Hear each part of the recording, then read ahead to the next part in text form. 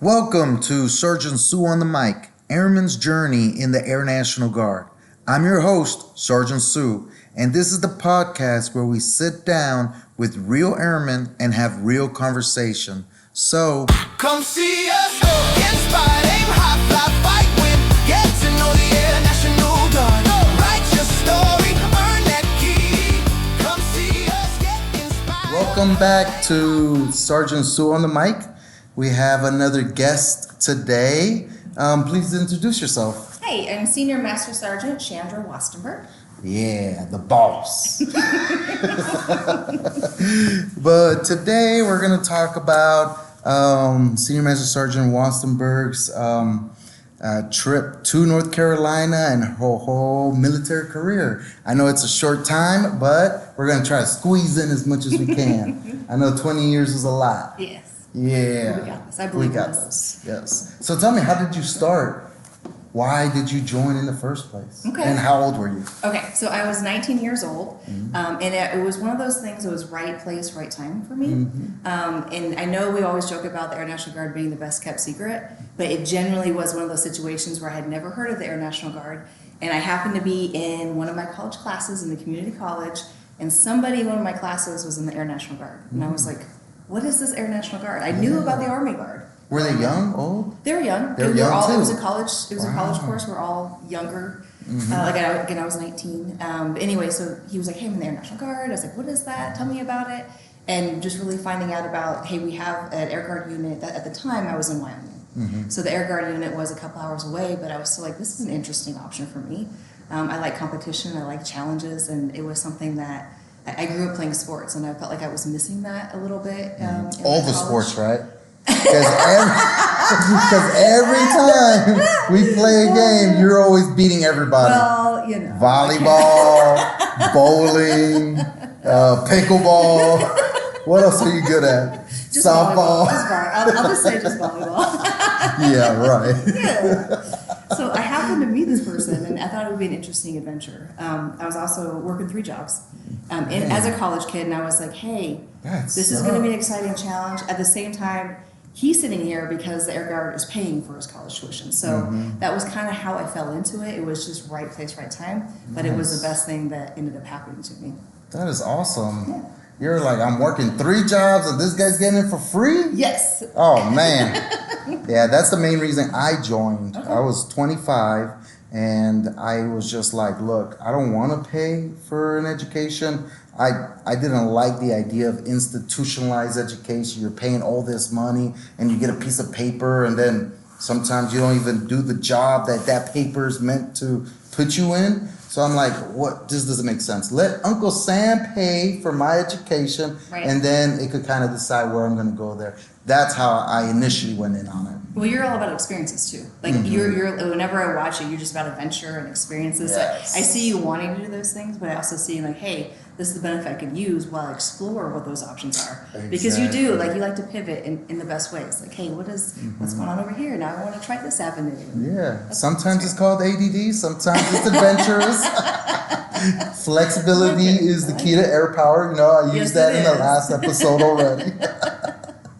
So it's perfect. So at 19, you enlisted. That's amazing. What was your first career field? It was services. Services. Yes. Okay. What'd you think about that? I actually loved it. So again, I was a college kid, and at the time I didn't really know what I wanted to do. Like I was in school enrolled because I wanted to be a teacher on the civilian side, right? So I was looking at, I want to go to something that has a shorter tech school. And at the time, again, I was living in Wyoming, and so the 2 options In the cold. for my career fields was either fuels, which is refueling airplanes, or services. They had the shortest tech school. And I was like, I don't want to be refueling airplanes in Wyoming in the wintertime. Outside. Outside. Yeah. So I went with services, and it was an awesome career field. There was many different facets of it, as you know. So we have like the recreation part of it, we have the food service, the mortuary affairs, and there was fitness at the time. So it was a little bit of everything, and it was a great intro to the Air National Guard, to the Air Force, and what That's we do. so cool. And you were in services for how long? I stayed in services until 2009. Oh, okay. Yeah, so 3 years. 3 years. Okay. And then you did a pivot. Where'd you Yeah. pivot to? To recruiting. Recruiting. Oh, straight to recruiting. Yes, sir. Wow. Okay. Yeah, so that's been the bulk of my career field, or Yeah. with my experience, my career has been recruiting. Yeah, almost 17 years. It's a Yeah. long time. Yes. Yay! But I love recruiting. it. I love it. We're crazy. Because Yes. every day is different. That's the best part It about is. it. Like every day we come in, there's going to be different things that we're working on. We get to help different people. So And that's we're the never best bored. part. Oh, That's yeah. the best Yeah. part.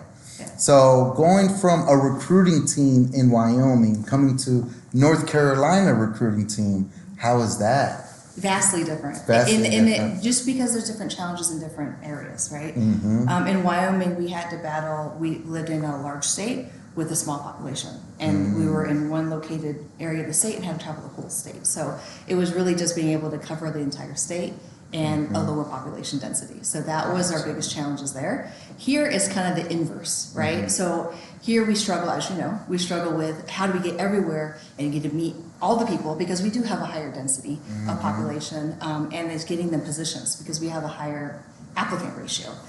So making sure we get the candidates through and qualified and then finding a position is our challenge here, Yes, as you it know, is. which is great. It's great to have to see the younger generation want to be here and want to serve and want to be a part of what we are. So it's just different. It is a little different, huh? Yeah.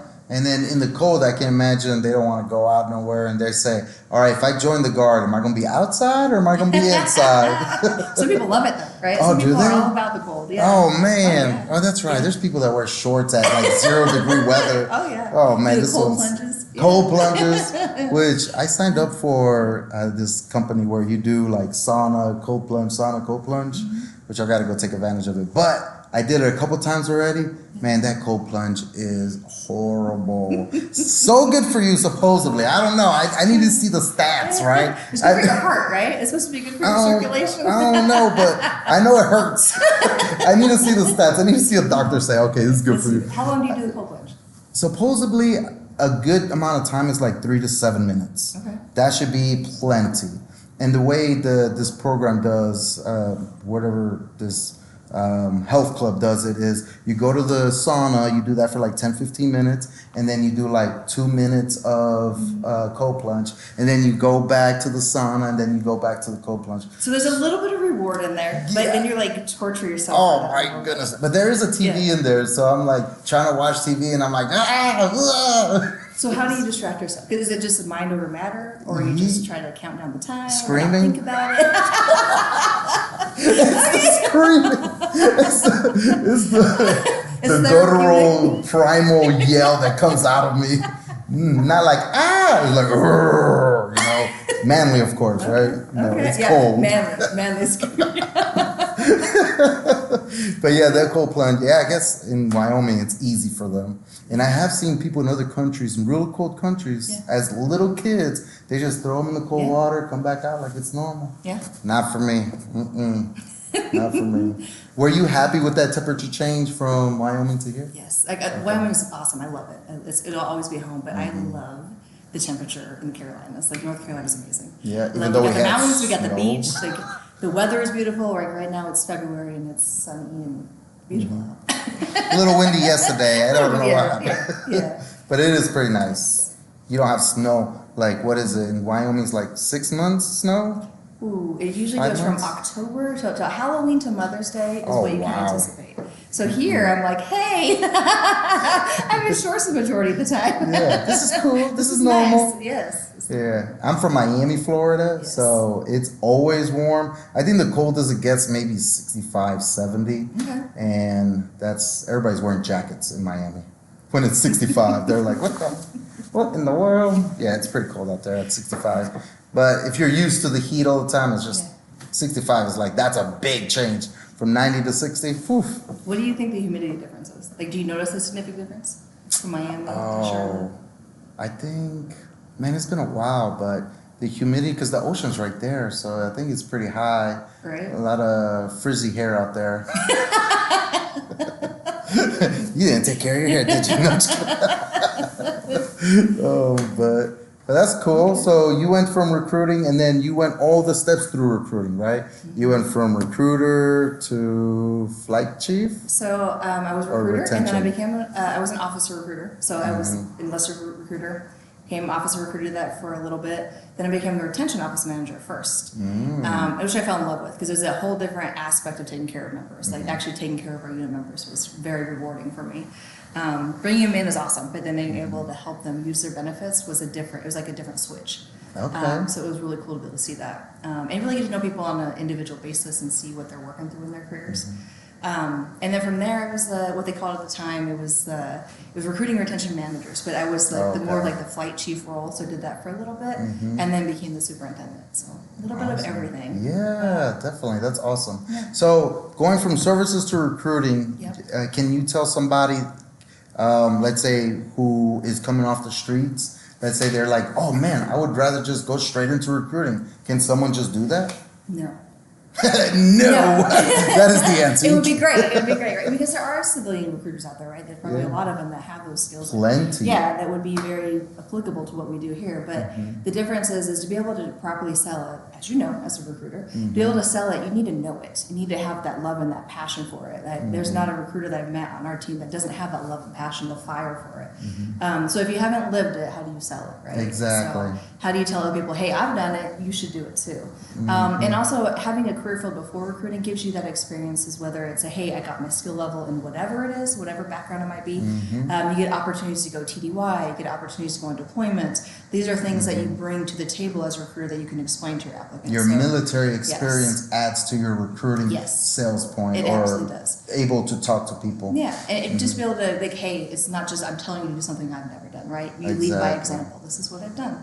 I also think, What? that's a train of thought. You also think, all right, keep on that thought. I know. But it is true where you go from just going straight in, you don't have that sense of camaraderie, you don't have that sense of military teamwork, and it's hard to, like you said, sell something that you're not passionate about. Right. And another big difference of recruiting in the Air National Guard and active duty is that in the Air Guard, we actually apply for the positions. Yes. In active duty, they actually tell you, they call it voluntold, right? So they tell you, hey, in order for you to promote to a higher rank, you have to either be an MTI, military training instructor, or you have to be an instructor at tech school, or you can be a recruiter. And sometimes you're voluntold just to be strictly recruiting.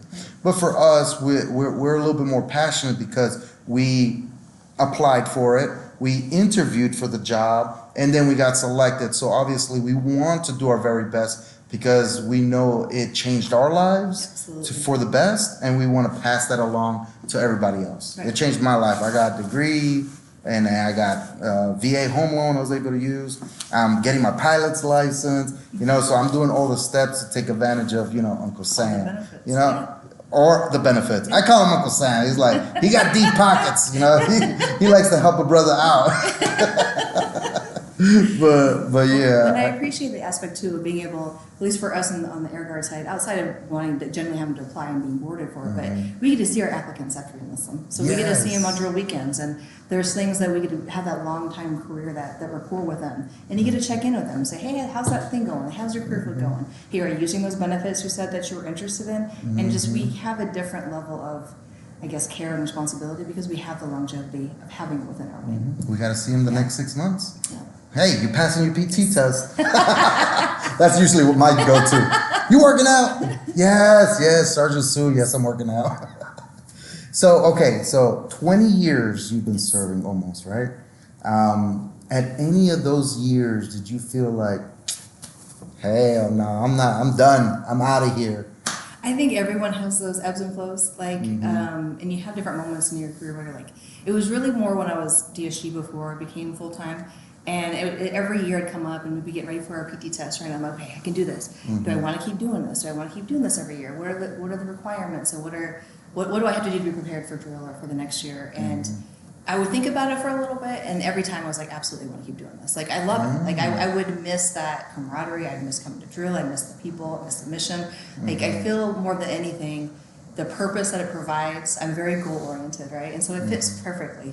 Every day I come to work, I have a purpose. I have things that need to be getting done. So I think I would miss that more than, I don't do a PT test anymore, right? So there's more to it. That's but yeah, good. That's good. What about you? Have you ever hit any moments where you're like, goodness, yes. is it because you're working with me? Because you're my boss. I'm out of here. I gotta go. No. There's like life. There's a lot of ebbs and flows, and there was a point where, I enlisted at 25. So in my 30s, I have, been working, making a little bit more money, got stuff going on. So I'm like, well, my buddies are going on vacation. They're gonna go snowboard this weekend. Oh, they're gonna go hit the lake. Let's go travel to this place. And then I'm like, oh no, I can't. I got drill this weekend. Right. Oh no, I'm sorry, I got drill this weekend. And then I was just thinking to myself, is this even worth it? Like, what am I doing here, right? But I started doing the assessment. I started reflecting and seeing the good with the bad, the benefits, the pros and cons. And I saw that, all right, I could have instantaneous fun this weekend and have a good time, with my friends and all this stuff and spend time. Or I can come to drill and then set up my future 5, 10, 15, 20 years from now. So it kind of set me up where just one weekend of some work, some still hanging out with cool people, the military members, the people that you're around, and you're still learning a skill, you're still getting to do some TDYs, and then 15 years from now, 10 years from now, because at that time I was like 8 years in, so 12 years from now, I get to retire, get my benefits, get whatever else I need, still getting my education paid for. Right. So it's like, it's a no-brainer. It's the long term. It's the long term. And I always joke, you always know it's drill weekend because the best events are going on in the community and the weather's always beautiful. Exactly. It's like, why can't it be a bad day during drill rainy, weekend? I don't want to go outside, right? But I do think the longevity of it pays off. And then you can go on as many vacations as you want once you're retired. But will I be too old? That's the question. Ooh. Will I be too old? No. I don't think so. Because you joined when you were young enough.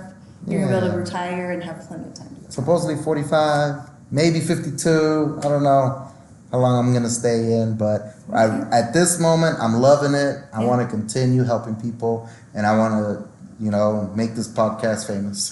I love it. So what about your TDY experiences? Do you count those as fun travel experiences? Oh, yeah. So I was in the Air Reserve at Pope, or they call it No Hope Pope, Yeah. right? So I was there for about 4.5 years, and I went to California twice, Okay.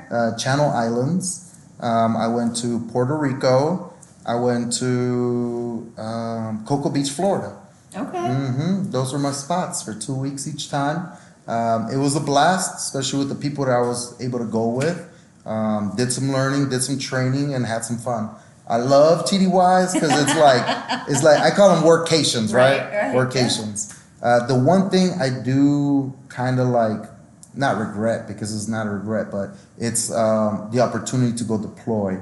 I really want to deploy. I want to have that experience. But as a recruiter or in the recruiting world, you're not allowed to do any extra duties and or deploy. It doesn't make sense for me to go to Middle East and be like, hey, you want to join the Air National Guard? Or go to Germany or Japan and do the same thing. So I get that. I see that too. I've had that feeling too. I've only had one deployment so far to lucky. Qatar. And I see that when people get ready to go, I'm like, man, it's cool to have, you see the camaraderie, right? And you see people going out and you want to be a part of the mission. Like, we have an important mission here too, but you do feel like those times you're like, man, I want to be part of that mission. I want to see what they're doing over there, be a part of all of that. Want to go to Antarctica and Yes. save the penguins. Or I don't know what they do over there. Save the walruses. I don't know. Yeah, I feel you though. Yeah. So tell us a little bit about you outside of military. You have family, Yeah. you know? Yep, I have 2 kids that are awesome. They keep me extremely busy, whether it's sports or just trying to check out the local stuff in the community. That's what we do. We just a lot of it. We are all about experiences, and so we just try to find different things on different weekends. We call it venture days and go find something new to do. Sometimes when the weather's nice, maybe it's a hike or checking out waterfalls, or other times it's going to the trampoline park or the Slick City. We just went to that this last weekend. Oh, yeah, so yeah, that was a yeah. lot of fun. Just That's cool. we just like to go do things as a family. The rest of my family's back in Wyoming, but you know. You miss them? so- Like, Yeah, no, of course I do. Yeah, of course you I do. stay over Yeah. there. No, I'm just kidding. No, yes. That's Okay, it, yeah. that's cool. That's cool. Any hobbies? Ooh, hobbies. Obviously, all the sports because you're so good at them. It's loud. So really, when I'm not taking my daughter to her volleyball, I have my volleyball too. So I do like the Okay. recreation indoor volleyball, and I do recreation sand volleyball league. So I try you to spike stay it on busy. anybody? Well, sand volleyball is challenging. Have you played sand Oh, volleyball? yes, I have. It's vastly different. Right? Yes. So I grew up playing court volleyball, right? With 6 people and all the regulation and all the rules. And sand volleyball is like the Wild West. It So you go out, is. you only play with 4, and I can't jump like I can on the court. So I have to like do these little modifications, and you just move a little bit slower, and it's just a different dynamic. And then you slip and you gotta fall. Yeah. You're like, I meant to get that, Yeah. but you know, You know, it's sand. the sand. But it's great cardio though. Yeah, it is. It Yeah. is. So speaking about hobbies, do you have a hunting hobby? Hunting Ooh. for Bigfoot? Oh, where are we going with this? Sasquatch, maybe? I do. We have a small obsession with Bigfoot or Sasquatch in our family, which is Okay. great. And I always joke about like wanting to go to the mountains and see if we can find them, right? Because they do have like Sasquatch hunts. It's a lot of fun. Yeah. So part of when we take our family, we go to the trail, we check out the waterfall hikes, and so we do. We joke about finding Sasquatch, and we look for him everywhere. And the fun is, the more you look for him, the more you'll find him. Obviously, it's not Really? real, but you see statues Oh. and you see I was like, really? Like, I gotta start right I now. only found him twice. And you didn't tell anybody. That's cold blooded. I kept it quiet. He punched my visitor card. Oh, he did. Once I find him 5 times, I can tell the world. I did meet him twice. He punched my card. I have 3 more proof. times. I got proof on my But now, card. how are we ever going to know with AI? Like, I think about all those things. Like, we'll never know if it's authentic That's or true. not. You Because ever people are like, this is a video. But the pictures used to be proof, right? The ultimate proof. And you see all those AI ones with Sasquatch dancing. Yeah. They're like doing all these moves. Yeah. Or maybe the real Bigfoot will come out because of AI, and then we'll know it's real. Be like, those dance moves are nothing. Start breaking it down in front of you. Yeah. Oh, that's so funny. Yeah. It's So you believe in Sasquatch and Bigfoot. How about the Yeti? Is that the family of Bigfoot? I believe so, right? And then there are different parts of the world that have this belief. And really, so do you want me to tell the story? Yes, Behind the tell story. me. Okay, Yeah, I so, wanna know. So the behind the scenes story, and it's more of like a family thing now. So growing up, my dad, we were avid hunters, right? And when you talk about hunting, I thought that's where we're going. So I grew up, but I was terrible at it. I was terrible at hunting. So because I used to hate like waiting, right? Sitting and like waiting in the cold and just watching for animals, and then it broke my heart whenever we'd actually have to shoot the animals to eat it. But I mean, we grew up as a hunting family. We always ate the meat. We didn't waste anything. It wasn't for trophy. It was And for our up food. there was like elk and deer, and moose. We Is it never, moose? some people do moose, but we Okay. never hunted for moose. No, but, they're so big. You they're gotta get it. huge. You have to have Yeah. a specific And gun. they're mean. Yeah, Yeah. and they're very aggressive. That's true. Yeah. Okay, go ahead. No, sorry. you're good. You're good. So grew up in a hunting family.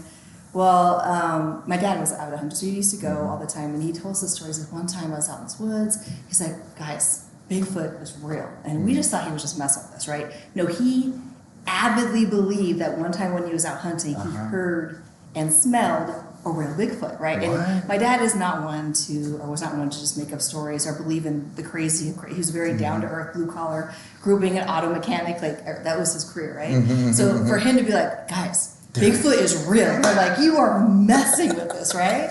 So he was just avid, and from that day on, like he's like, no, Bigfoot is out there. Yeah. I promise you, I heard him. There was something that was, and his whole life grew up in the woods. Never encountered anything before or after that time, right? Okay. So from there, every time we went to the woods, we just messed with them. Like, oh, like we see like markings on trees and like, hey, it's Bigfoot, it's from a Bigfoot, right? And So he'd it be was like, just, yeah, and yeah. would he get excited? Yeah, well, he would get so pumped he up. would just roll his eyes. Oh, We were okay. messing with him, right? So it's just a part of like the family thing, but yeah. So we jokingly, but I still was like, can you believe that? Like, there's Yeah. enough people to be like, there's Bigfoot out there. I'm like, okay, I have hope, I guess. Yeah, I have hope that's that there's so still cool. mysteries in the world that we don't know about. And your favorite recruiter got you a gift, right? Yes. It's me, obviously. No, I got Yes. you a little You did. mouse You pad did. that It was has a little awesome. Sasquatch Yes. with a little American flag. Little American flag. Yep. Yep. I got my Yeti mobile and got some stuff in the office. So thank you. That's cool. That's Yeah, it's one of my cool. favorite things. Awesome. So now, what would you say to somebody that wants to come into the Air National Guard? Is there something where you'd be like, if you're excited, come talk to a recruiter, do some research. Like, Right. what would you recommend they start? Well, I think most people are very educated today anyway. So everything's at the tip of their fingers. They're going to do the research because most people do before they talk to a recruiter. But essentially, like if you have that missing piece or that desire of like, hey, life is good, I have X, Y, Z going on, but you just need something else, or you feel like you're missing that. Again, I'll drive back home to purpose. Like if you wake up every day and you're just going through the motions and you're like, this is it, this is life, this is Yeah. adulting. This is it. Like, come talk to us. Let us show you the opportunities that we have out here. Maybe it's going TDYs that's going to light you up. Maybe it's getting different experiences and training that's going to light you up. Deployments potentially, right? Getting to travel the world, getting to help different people. What if you want to go hunt for Sasquatch? Maybe you want to We go got look for you a Sasquatch. spot. Yeah, we got you. You'd be a part of our little crew, right? So a lot of it's just we have a very tight knit group, which is really important, right? We have a community, but we also have experiences, which I think can't get anywhere else. Can't get it anywhere else. Yeah. I remember when I first started, there was this young lady by the name of Brittany Fox. She was one of my, I think she was my second or third person I enlisted. And the first thing she told me, she's like, I don't care what I do. I just want to get out of my small town. I want to travel the world. I want to learn a skill and just send me. I was like, okay. Yeah. Let's see what we got for you. And then we were able to connect her with somebody in the weather squadron. Okay. And you know the weather squadron, They go the all over. train, Yeah. they train for a long time and they go everywhere. So she had like 5 or 4 different training sites she had to go to. Okay. Not including basic training in Texas. So you got to go to Texas, you got to go to Virginia and all these other different places. Florida, I think too. And then after that, since the weather squadron is so small, they're always needing people. So she was able to go somewhere else. Maybe it was Florida, and then she goes to California. I don't know. She traveled all over the place, and this is exactly what she wanted.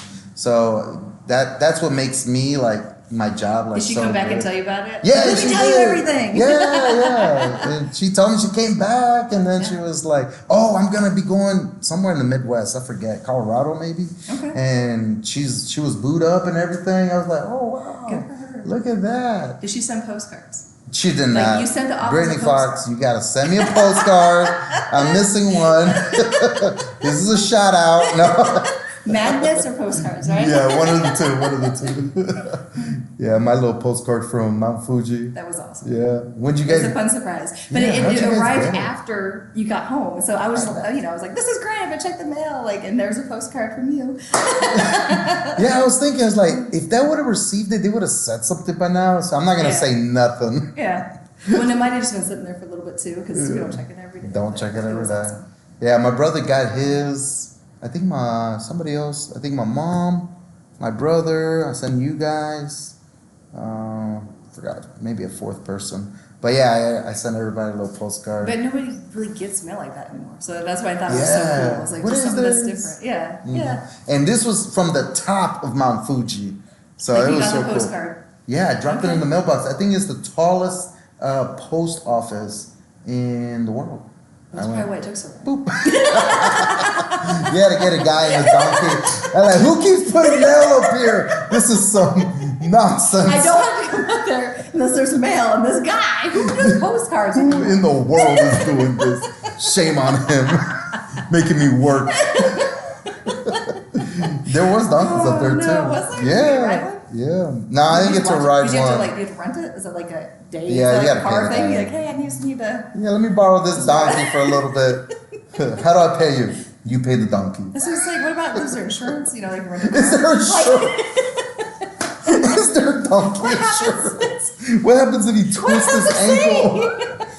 It's cold, right? Like it could be cold if you injure the donkey. Like I don't know. That These is are a the very things that. that is a very good question. Can I get the one with the donkey insurance, please? I want that one, donkey If you insurance. decline it, you owe us a new donkey. You owe us 2 donkeys. Where do I get one? How do I get one? Yeah, that'd be so crazy. Oh my goodness. Those are parts of the opportunities that we get. Traveling. That's a wrap. That was Another episode of Sergeant Sue on the mic, Airman's Journey in the Air National Guard. Every airman has a story, and thank you for listening and being part of the conversation.